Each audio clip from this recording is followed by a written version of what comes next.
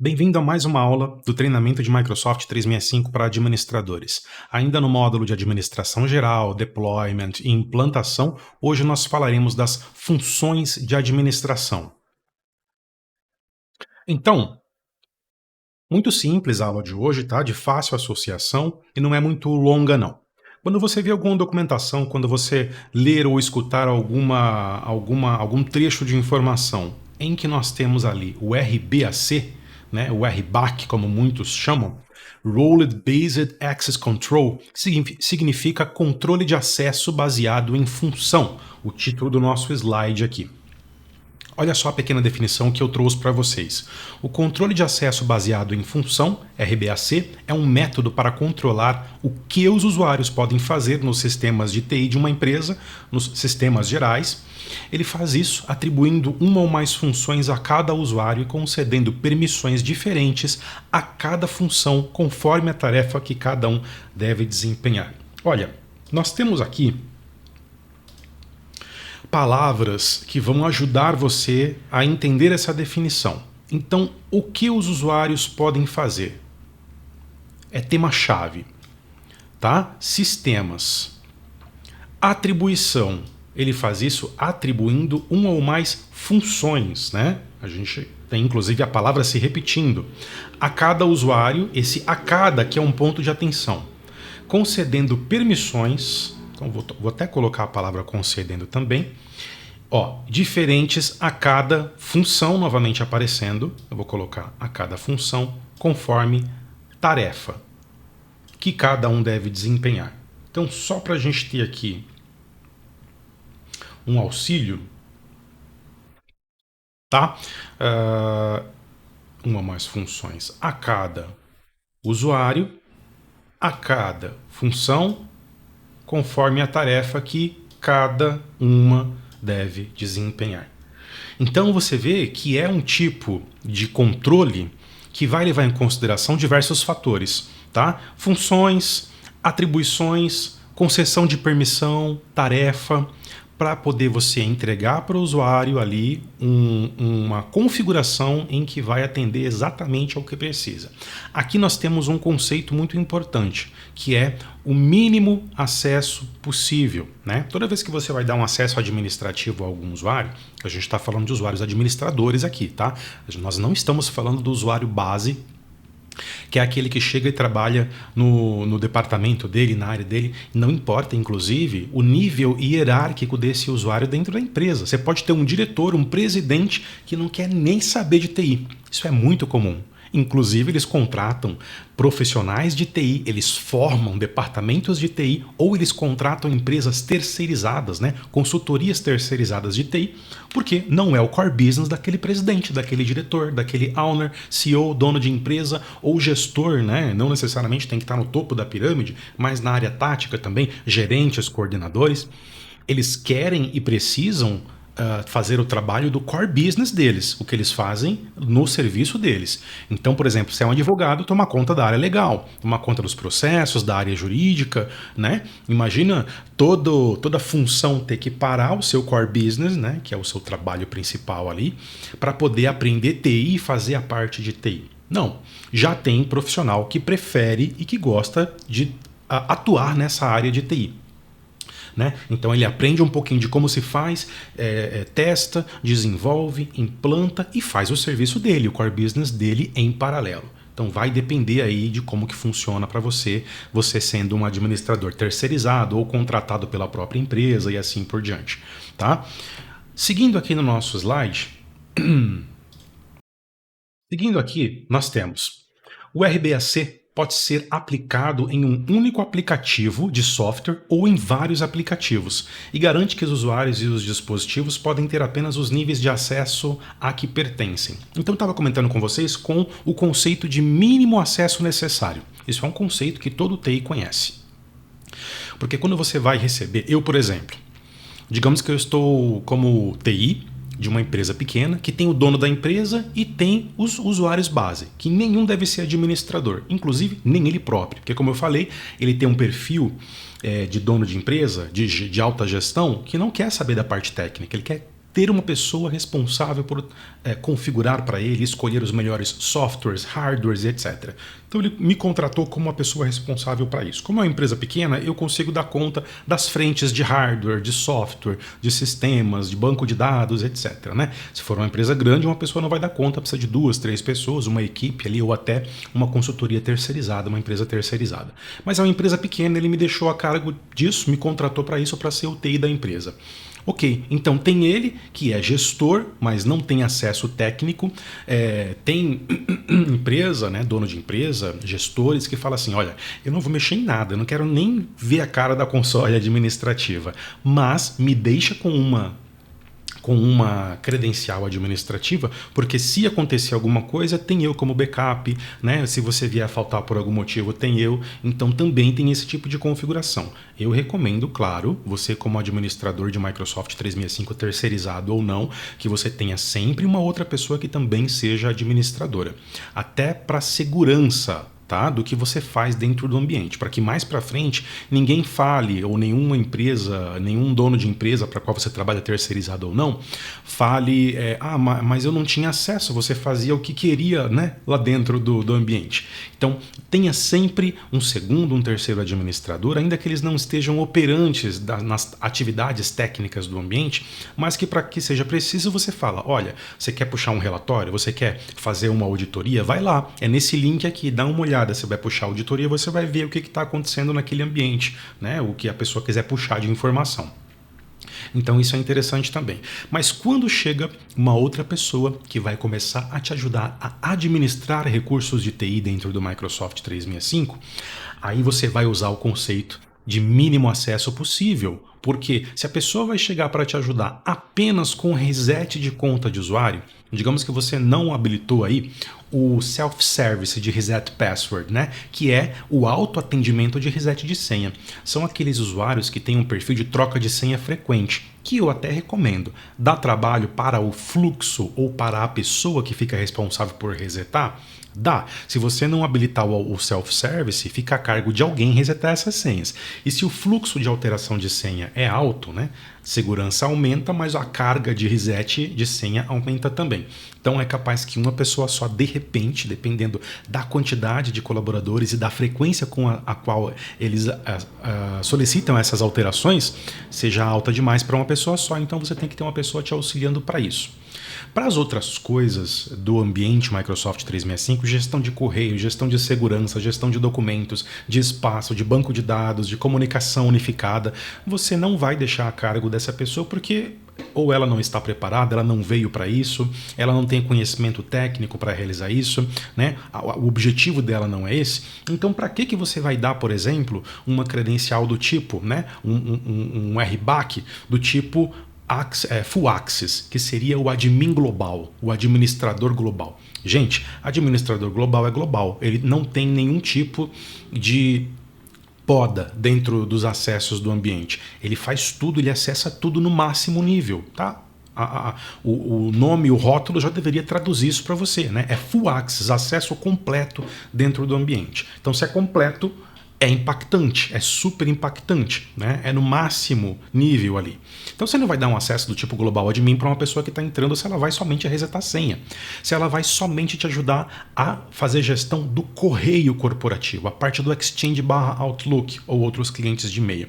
Se a pessoa entrou para te ajudar com a intranet do SharePoint e com sites de equipe, documentos informacionais, você vai dar um acesso, um RBAC para ela de administrador de SharePoint, administrador de conjunto de sites, né? E assim você vai fazer para todas as outras demandas que você encontrar. Não, essa pessoa está entrando para o meu TI, ela vai me ajudar com o Exchange, com reset de senha e com os vídeos corporativos lá do Microsoft Stream. Ok, vai ter RBAC para isso.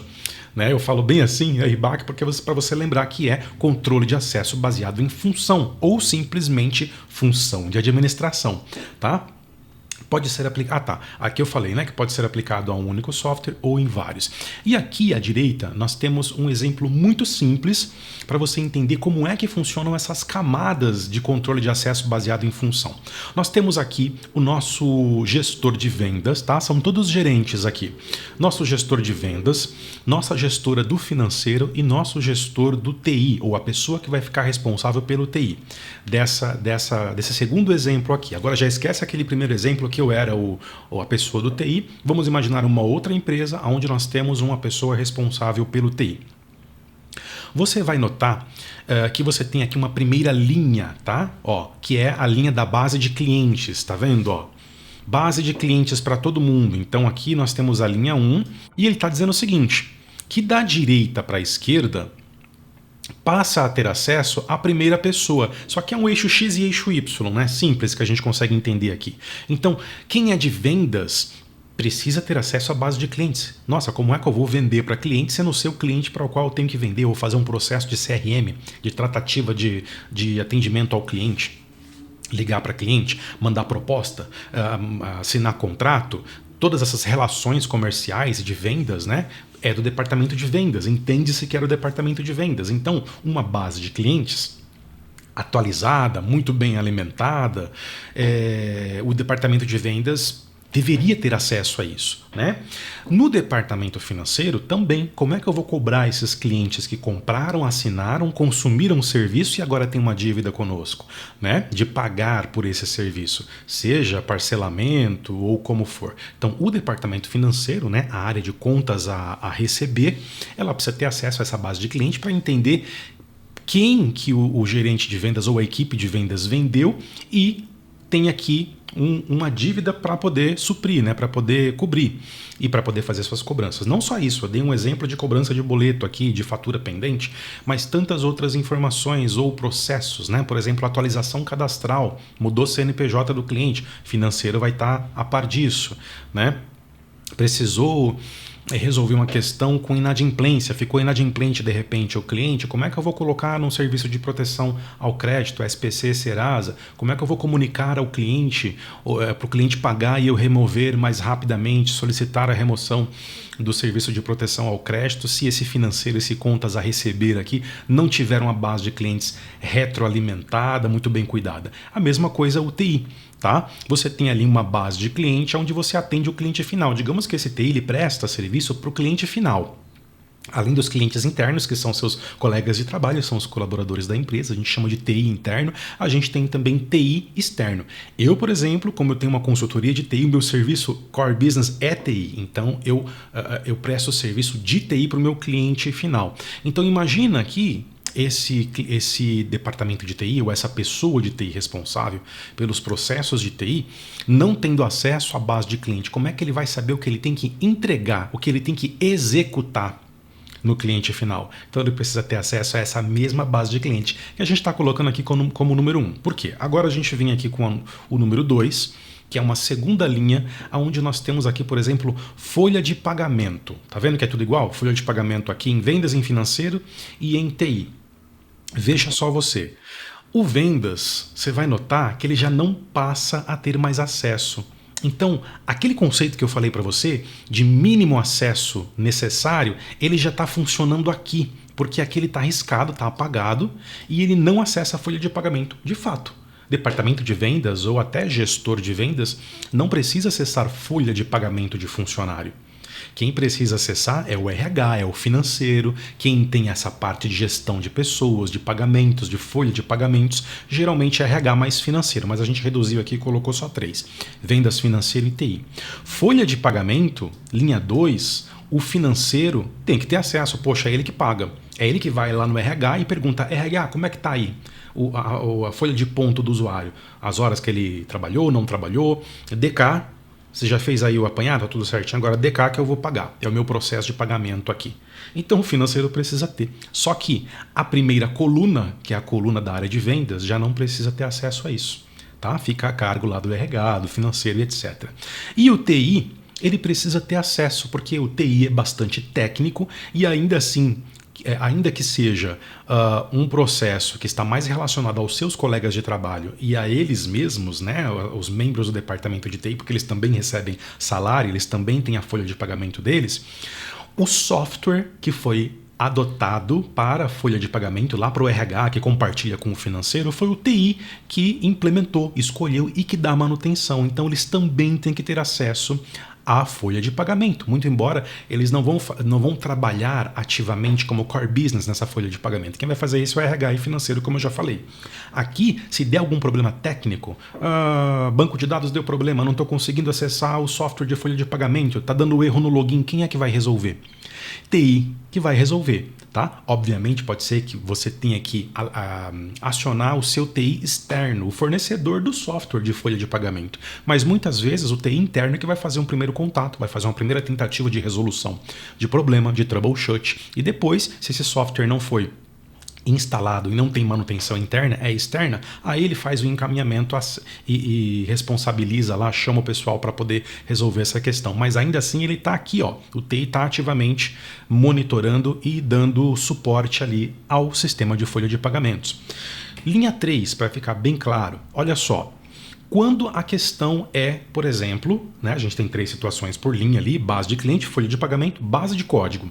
Quando a gente fala de código, de software, ali no nível mais baixo mesmo, né, que a gente chama, porque a gente tem os níveis de software, né? A gente tem a aplicação, o sistema operacional que é a base da aplicação, o software de nível baixo que dá suporte ao sistema operacional, por exemplo, a BIOS do computador é um deles, né? Que tem um nível mais técnico, não é qualquer usuário que entende uma BIOS de computador. Quem é que vai entender? O TI. O TI tem nível técnico para isso. E é ele que precisa estar à frente de tudo que é estritamente técnico. O software, as APIs, os bancos de dados, os appliances da empresa. Então veja só, financeiro já não quer mais nem saber. Inclusive, se der algum problema na base de código de algum software do financeiro, ele vai acionar TI. Vendas também continua acessando TI. Então, base de código linha 3... Olha só, financeiro e vendas já não devem ter acesso mais na linha 3 e sim o nosso TI. Então, ficou claro aqui o conceito de mínimo acesso necessário e você tem aqui agora o RBAC, né, Role Based Access Control, né, controle de acesso baseado em função, muito bem estabelecido por o Microsoft 365. Essa é a parte teórica, agora eu quero mostrar para você a parte prática. Vamos lá? Muito bem, nós estamos aqui na home do Admin Center do Microsoft 365, a central administrativa, a console administrativa, são vários tipos de nomenclaturas para a mesma coisa. Tudo vai chegar ao admin.microsoft.com, console administrativa do Microsoft 365. Eu prefiro chamar assim, tá? Você pode trabalhar com umas funções focada na identidade no usuário ou focada na função. Two-way, daqui para lá ou de lá para cá. O que eu estou dizendo? Vou fazer o método que eu prefiro, tá? Que é você ir na função e atribuir para o usuário. Então, se você vir aqui em funções, tá vendo? Ele está logo nas primeiras ferramentas de primeiro nível aqui da hierarquia de menus e submenus da console administrativa do Microsoft 365. Então, você tem a home, você tem usuários, né? Aí você expande, tem as ferramentas de gestão de usuários, teams e grupos, e você tem aqui funções, e você tem apenas um único item dentro desse expansor, atribuições de função. Quando você clica, ele vai te dar aqui a informação de que, vamos lá, atribua funções internas do Microsoft Entra. Agora tem uma nova nomenclatura com essa parte de identidade, de acessos, que é o Microsoft Entra. Está muito atrelado ao Microsoft Azure AD. Tá? Ou Microsoft Entra ID, aos usuários que precisam de acesso a outros centros de administração e recursos no Microsoft Entra ID.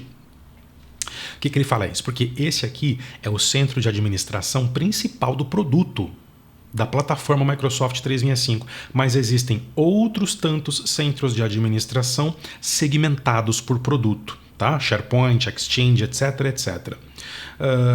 Usuários, grupos e aplicativos que usam a API do Microsoft Graph, que é aquela malha de recursos e conexões que é feita dentro da plataforma que conecta de diversos aspectos as aplicações, os dados, as identidades, tá? Aqui dentro do Microsoft 365. É muito simples de entender o que tem aqui e eu recomendo que você veja cada uma delas, né? Dá preguiça às vezes você fala não precisa, mas olha, Se você não tiver um foco de começar a aprender e ir até o final, você sempre vai ter uma informação que você acabou não vendo e ela vai ser importante para algum momento e vai dar problema lá na frente, você não vai saber resolver, quando na verdade, se você tivesse pelo menos lido, que é a coisa mais básica, você ia lembrar de alguma coisinha e ia saber uma rota mais rápida ali para você sair daquela situação problemática, fazer um troubleshoot mais eficiente e etc. Então, eu não vou ficar aqui, porque senão o vídeo vai ficar muito grande. Olha quantas tem.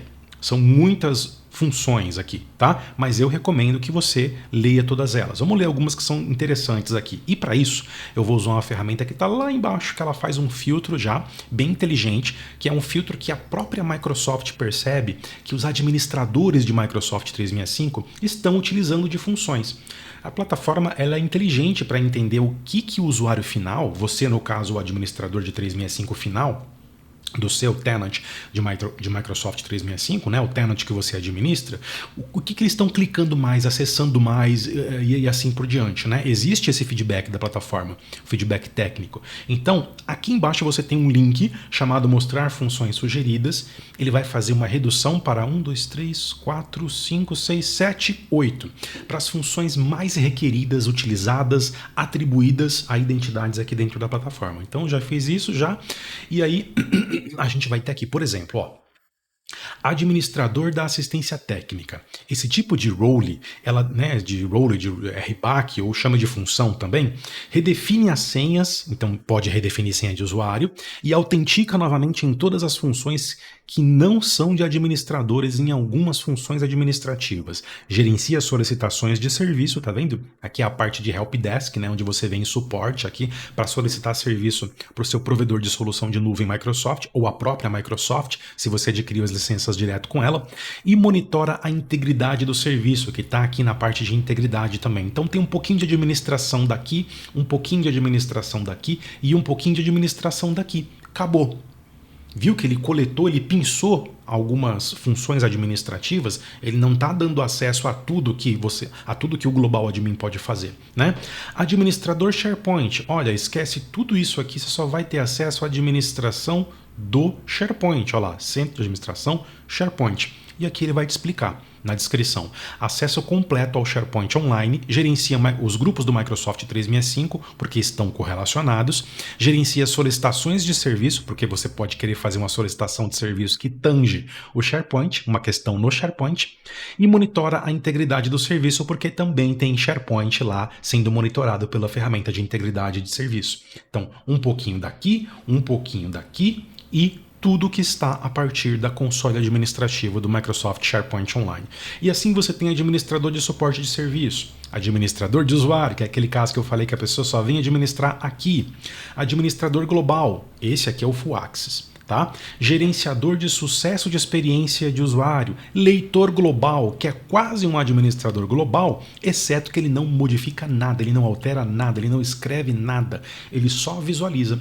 Então, quando você dá uma função do tipo leitor global, né, que é uma função de administrador, para um usuário que vai se tornar administrador, ele vai ter, na verdade, a visualização exata do que eu estou vendo, mas ele não vai conseguir alterar nada, ele vai conseguir chegar até onde a informação está alimentando a visualização dele. Então ele vai conseguir, inclusive, vir até aqui, mas, por exemplo, vir até aqui e executar ou clicar, selecionar um item e excluir, editar, modificar, atribuir. Nada disso ele consegue, porque aí já é a parte de edição, né? Aí é só realmente quem tem as administrações segmentadas ou quem é administrador global, tá ok? Uma outra forma que você pode fazer isso é vindo aqui nos usuários. Vamos checar o meu aqui, ó. Maurício Casemiro.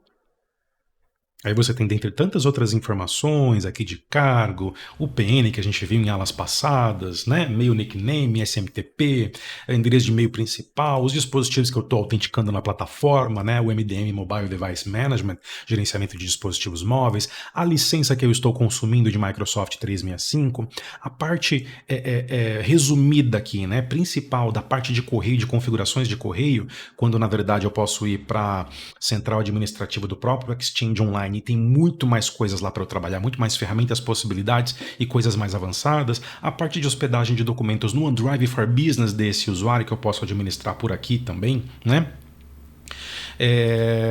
é um foco no usuário, né? Então aqui voltando para a guia conta, que é a guia principal, quando você clica no display name do usuário ali, você tem, olha só, várias seções de ferramentas, a seção nome de usuário de e-mail, a seção última entrada, a seção endereço de e-mail alternativo e a seção funções, onde ele já informa que esse usuário ele é um administrador, ele tem uma função, um RBAC, uma role de administrador global dentro do ambiente. Vamos ver um outro usuário aqui. Propositalmente eu vou pegar o Lucas, porque ele está entrando para trabalhar no meu TI como analista de TI. Essas colunas eu que configurei dessa forma, já ensinei em aulas anteriores aí, e nas aulas que virão eu também vou ensinar de novo na parte de identidade, tá? Vou pegar aqui o display name do Lucas, ok? E olha só, o Lucas Petroni, ele é analista de TI, e aqui ó, cadê a parte de função, desconectar? Às vezes aparece de um lado, às vezes aparece do outro. Do Lucas apareceu desse lado aqui, ó. Funções sem acesso administrador. Essa aqui é a função que mais você vai dar para o usuário, porque é aquele usuário base, comum, convencional, que vai entrar para o comercial, para o financeiro, não importa se é gerente, como eu falei, às vezes um cargo de gerência, de gestor, ele não quer entrar no TI, então ele não vai ter acesso administrativo no TI. Ou vai, você precisa prestar atenção, quem precisa, quem não precisa, quem quer, quem não quer, quem não pode, e você vai construindo esses acessos, essas permissões baseadas em função. Então no caso do Lucas aqui, ele vai me ajudar com o TI. Tá? Então eu posso clicar em gerenciar funções.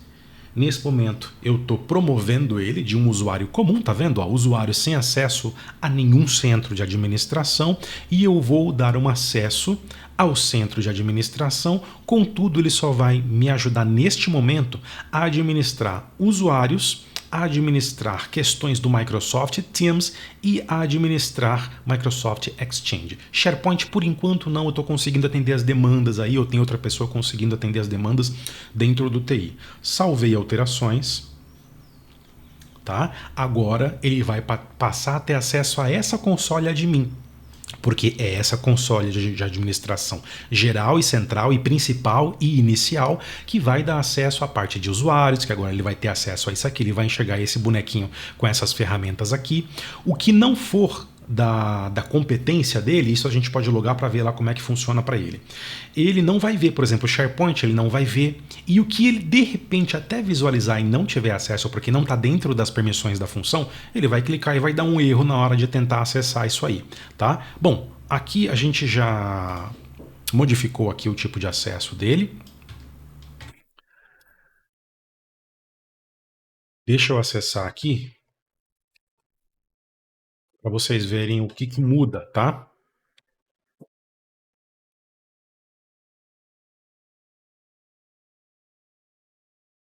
Olha só, primeira coisa que muda, MFA obrigatório.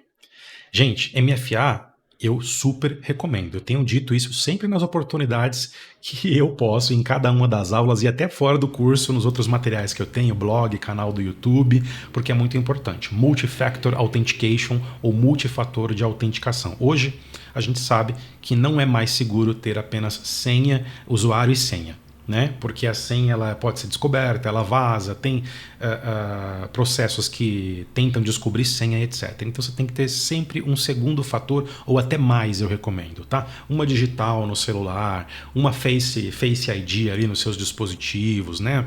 Uma digital, fingerprint, um token adicional numérico ou alfanumérico, né? E tem outras chavinhas que você compra que são únicas, enquanto não espeta no USB ali, não libera o login na aplicação, no serviço, no sistema.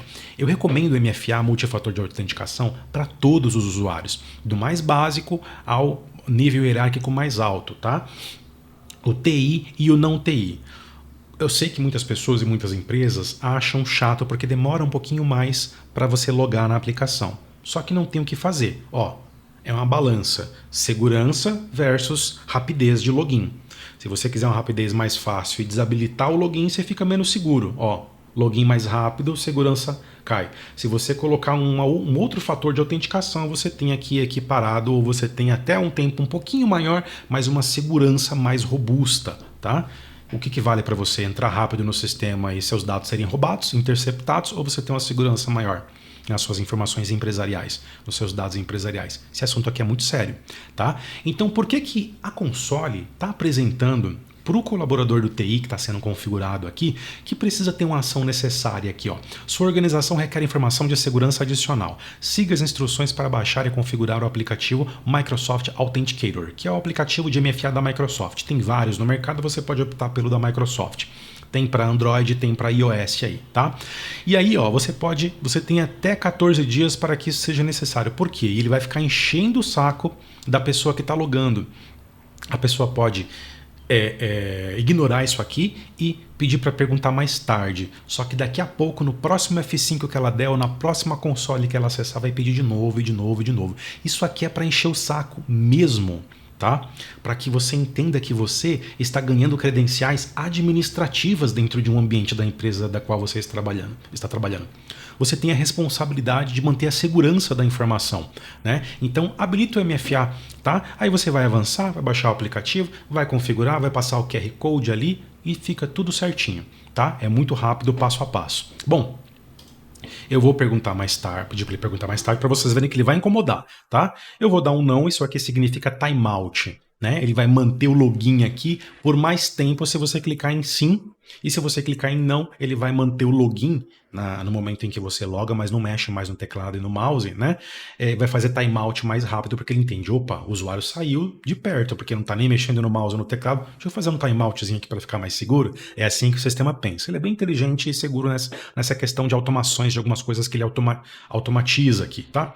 Olha que interessante isso aqui.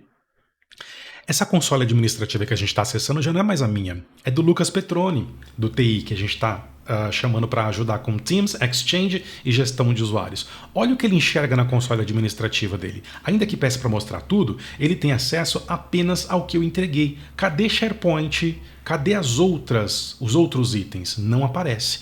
Tudo que aparece para ele é o estritamente necessário, olha o conceito de novo de segurança, mínimo acesso necessário para que ele consiga administrar aquilo que eu entreguei para ele no RBAC dele lá, nas funções de administração dele, tá?